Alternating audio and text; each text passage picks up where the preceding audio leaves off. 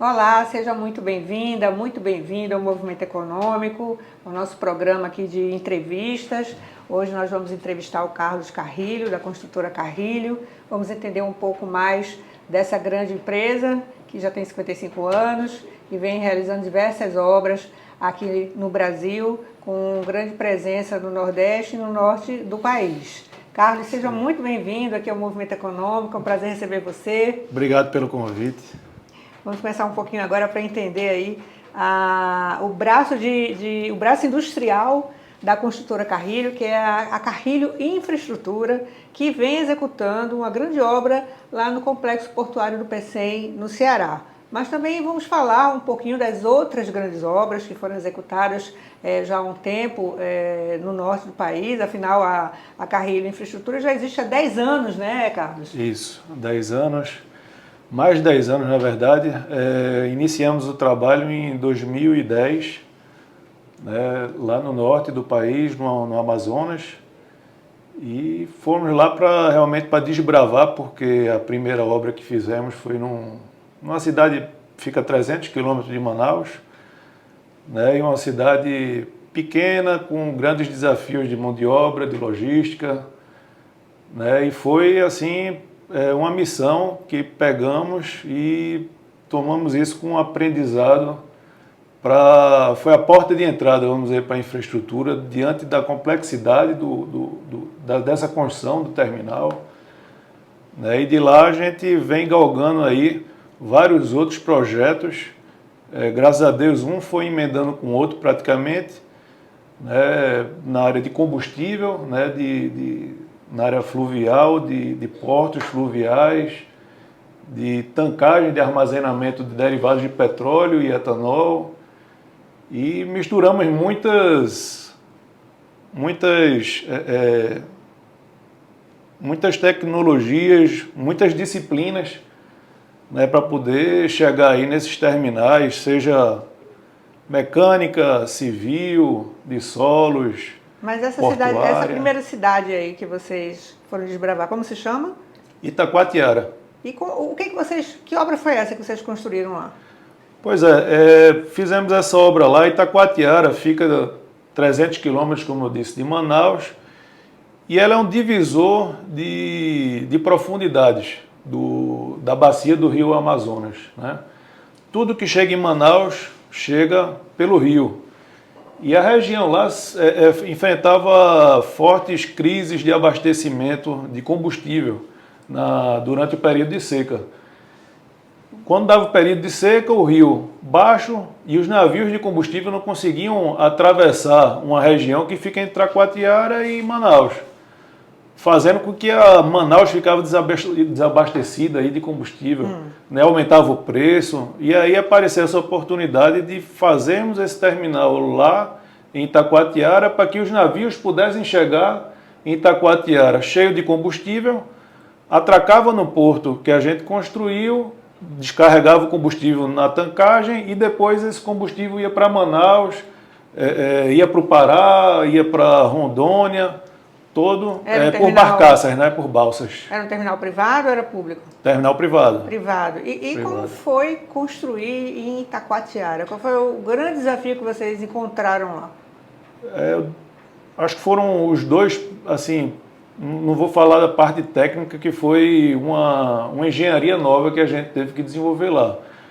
Mas de pessoas, não tinha mão de obra lá. A gente precisava de ferreiro, precisava de eletricista, de betoneiro, não tinha nada. Tiveram que levar? Tivemos que levar. Aqui eu montei uma equipe antiga da construtora Carrilho, da área de edificações, e mandei lá para Itacoatiara. Quantas pessoas você teve que mandar para lá? Acho que a gente daqui umas 15 pessoas, digo, não de engenharia, mas de carpinteiros, de pedreiros, de ferreiro. E lá essas 15 pessoas foram treinar as pessoas da cidade para poder trabalhar com a gente. Então conseguimos fazer aí uma capacitação grande de mão de obra local lá, que mudamos, né, a vida do cara. O cara não tinha uma CLT, não sabia o que era uma carteira assinada, quais eram os benefícios que ele tinha. E conseguimos levar esse desenvolvimento aí para a cidade. Quantas pessoas vocês treinaram e empregaram lá nessa obra? tivemos lá no pico 500 funcionários diretos e indiretos aí, acho que a gente chegou em 1.000. Então foi uma obra transformadora, né? Com certeza. Transformou a cidade e a vida dessas pessoas que acabaram depois tendo um novo ofício. Exatamente. E você chegou a absorver essas pessoas em outras obras? Conseguimos. Depois dessa obra lá em Itacoatiara, nós fomos fazer obra em Porto Velho, em Santarém, e aí tem um cara mesmo, um mestre de obra que a gente fez lá. O cara está hoje em Pecém comigo. O cara viaja, já viajou o Brasil todo, ele fez obra comigo em Sinop, né? Então conseguimos fazer engenheiros especialistas na área de petróleo, né, de armazenamento, conseguimos fazer mestre de obra, conseguimos fazer apontador, inspetores de solda, que é uma especialidade também que é necessária para o desenvolvimento da montagem, né? E algumas empresas também que trabalham junto com a gente, são parceiras que a gente vem trabalhando junto com eles. E quanto tempo durou essa obra? Você conseguiu executá-la dentro do seu cronograma ou você teve alguma dificuldade em virtude dessa dificuldade com mão de obra? Não, conseguimos entregar no prazo, foram 2 anos de obra lá em Itacoatiara. Foi a fase 1, que foi a fase que teve a implantação do porto fluvial, né? E além da mão de obra lá, o outro grande desafio foi a logística.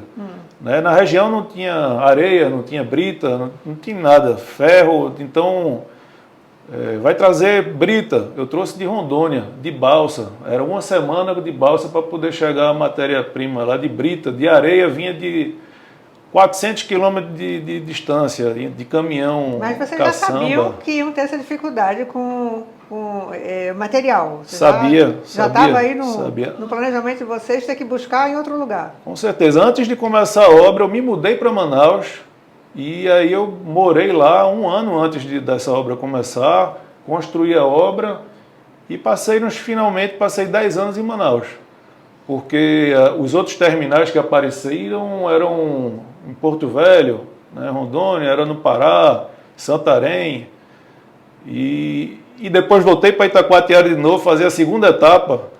Na segunda etapa, o mestre de obra já ligou, disse, não, vou chamar fulano, já montava a equipe, que o pessoal já estava treinado, já eram carpinteiros, já eram ferreiros, né?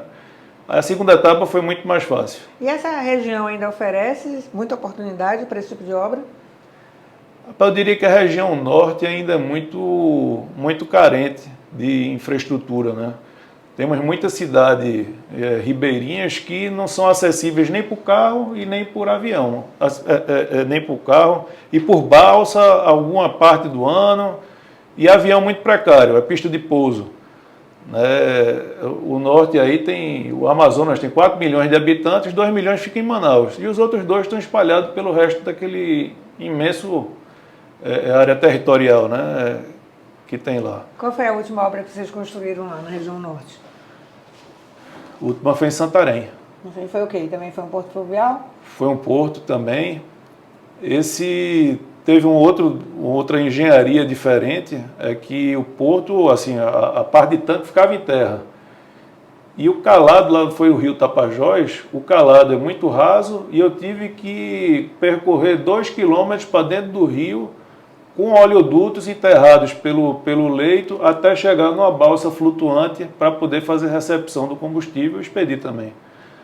Né? Então, cada regiãozinha lá é uma particularidade que é um estudo que você vai atrás e não tem literatura. Então tem que ir lá, tem que visitar. Vocês desbravaram literalmente ali a região norte. Foi. Pegamos muito o que a gente já via sendo executado de forma precária e a gente pegava os ensinamentos regionais para poder adaptar para uma coisa de engenharia segura. E essa obra de Pecém? Essa obra de Pecém aí é um investimento de 430 milhões, né? Isso. Com capacidade para 130 milhões de litros. Quais são os diferenciais dessa obra? Que desafio ela está trazendo para vocês e o que é que vocês já conseguiram superar com esse projeto? Pois no momento do Brasil, hoje, a economia está aquecida na área da construção civil e o grande desafio lá está sendo mão de obra também.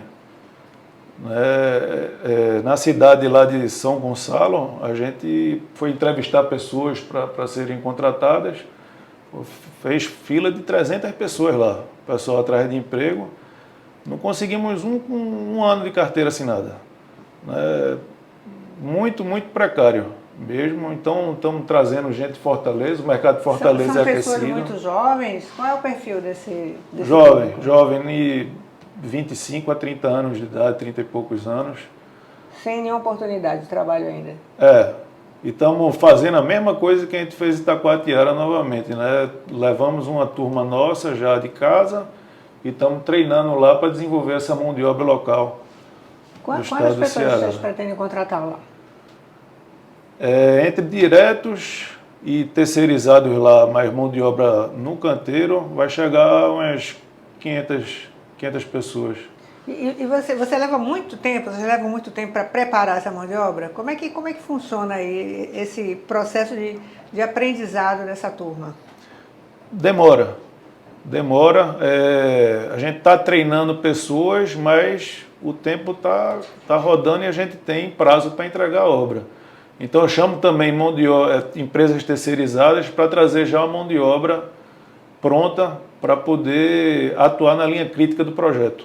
Agora você falou que essa escassez, digamos assim, de mão de obra, ela decorre do aquecimento do mercado, né?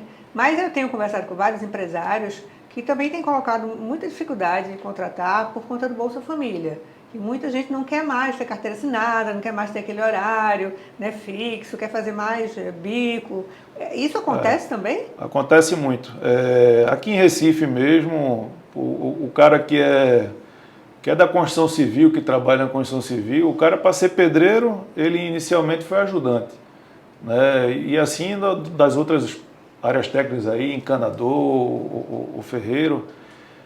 E aí, tem o salário do ajudante hoje, que o cara pega, eu vou andar de bicicleta e vou entregar o RAP na rua, e ele vai tirar o mesmo salário do ajudante, né? Às vezes é a primeira oportunidade de emprego que ele vai ver algum dinheiro e ele não tem um contato de ser um funcionário, de ter garantias, de ter seguro, de ter um acompanhamento. Na Construtora Carrilho a gente faz o acompanhamento psicológico dos nossos colaboradores, de saúde também, campanhas de saúde.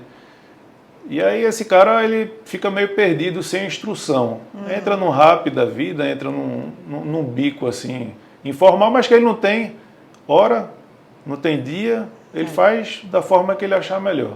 Como é que vocês olham para esse problema, que acaba está se tornando um problema meio estrutural, né? Essa falta de mão de obra, não só capacitada, mas disponível, né? Entrou um problema de disponibilidade, você não encontra mais as pessoas disponíveis, né? Como é que vocês pensam em trabalhar essa questão? O que é que poderia ser oferecido como atrativo para reter essa mão de obra?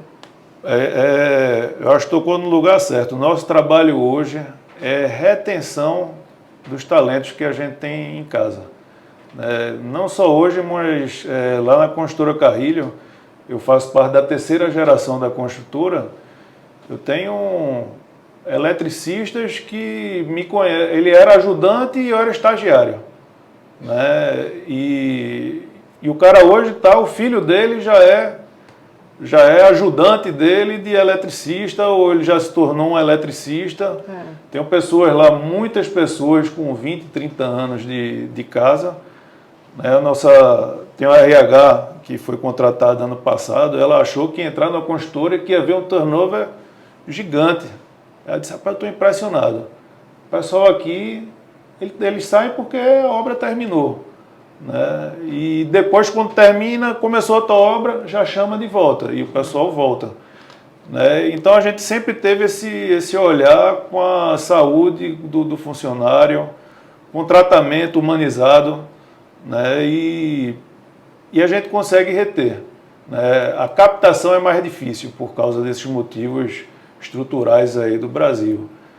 Mas sempre aparece, sempre tem uma indicação, esse cara antigo chama o primo, chama o sobrinho que está querendo trabalhar, explica como é que é o trabalho na Construtora Carrilho, e conseguimos, graças a Deus, é difícil, mas não falta. a gente corre atrás para poder não sempre achar, suprir. forma. Se não achar, vai preparar. Se não achar, a gente está preparando. Agora, Carlos, a Carrilho ela tem atuado fortemente em projetos de integração de fluxos do agronegócio e de combustíveis, né? Fala um pouco desse mercado. Como é que você está vendo esses setores dentro da economia e eu queria saber se eles oferecem aí uma perspectiva de longo prazo para vocês ou se essa situação em que a gente enfrenta aí alta taxa de juros, insegurança jurídica que a gente sabe que tem, agora a gente também tem um impacto aí dessas tarifas dos Estados Unidos. Isso tem afetado esse mercado ou não? Rapaz, eu diria que o empresário brasileiro é acostumado com o Brasil. Né? A gente vive nessa loucura que é um sobe e desce. Você hoje está com a taxa de juros de 12%, de 14%, mas se olhar no retrovisor de 3 anos atrás não era isso. Né? Então é um grande desafio a insegurança do brasileiro, é o risco Brasil aí que a gente tem que ir remando e mexendo no nosso leme e desviando. Né? Quem está no ramo aparece oportunidades, né? Quem prefere ficar com dinheiro no banco e não produzir, as oportunidades estão aí e vão passando. Né? Então, acho que a nossa vida do empresário é isso. Tem hora que um ramo está melhor, tem hora que o outro não está performando bem, mas você está no game e boas oportunidades aparecerão. Assim como essa de Pecém, que nós abraçamos com toda a força para ganhar a licitação e estamos aí concorrendo já a uma segunda etapa, né, uma segunda fase de trabalhos lá. Essas áreas do agronegócio e da transição energética são setores que vocês estão buscando também a desenvolver projetos? Não, ainda por hora não estamos olhando isso. A gente fica muito focado nessa área de petróleo porque é um nicho de mercado bem restrito, né, que tem é muito especial. Eu formo engenheiros lá que diz, olha, você vai aprender um ofício aqui que não está na sua faculdade. Né? A engenharia entra nessa área aí para fazer o alicerce, fazer a infraestrutura para toda a área mecânica de automação, de segurança, depois vir adiante. Né? E, por incrível que pareça, no Brasil ainda tem muita oportunidade para poder a gente explorar. Né? O Brasil é muito grande, sempre existe regiões mais sacrificadas por uma logística mais distante de abastecimento. Está tendo agora a ferrovia, né? A Transnordestina. A Transnordestina vai passar vizinho ao terminal que a gente está fazendo. Sim. Existe a possibilidade de ter um abastecimento por ferrovia. Essa ferrovia vai entrar dentro, vai para dentro do Nordeste, vai passar por Salgueiro aqui em Pernambuco. Então, dando um exemplo aí, onde vai desabastecer esse vagão, eu vou ter que botar tancagem lá também para poder abastecer a região. Então, tem muita logística ainda que pode acontecer no Brasil. Né? Vamos torcer que os governos aí consigam trilhar um caminho mais brando aí para a gente poder exercer nosso dever. Muito bem. Bom, Carlos Carrilho, eu quero agradecer aqui a sua presença no nosso movimento econômico. Um prazer lhe receber. Muito obrigado. E aguardo para você me trazer as próximas obras que vem pela frente aí. Desejo sucesso para vocês. Muito obrigado, viu? Valeu. Obrigada. Tchau, tchau. E obrigada a você que nos acompanha até aqui. Se gostou, dá seu like, assine o canal para receber as notificações dos próximos episódios. Até a próxima. Até mais.